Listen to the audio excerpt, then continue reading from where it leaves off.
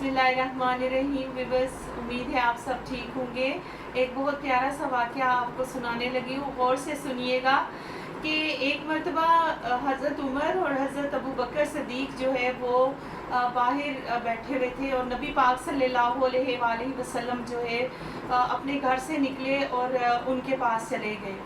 तो उनसे दरियाफ़्त किया कि आप किस सिलसिले में बाहर बैठे हैं। तो उन्होंने कहा कि या रसूलल्लाह सल्लल्लाहु अलैहि वसल्लम, हम किसी खाने के मुंतज़िर हैं, कुछ खाना पीना चाहते हैं। तो नबी पाक सल्लल्लाहु अलैहि वसल्लम उनको अपने साथ ले गए और अबुल हाशिम जो है अंसारी के घर दरवाज़े पर पहुँचे। दरवाज़ा नॉक किया तो उनकी बीवी ने दरवाज़ा खोला और वो कहने लगी कि अबुल हाशिम जो है वो बाहर गए मीठा पानी लेने के लिए।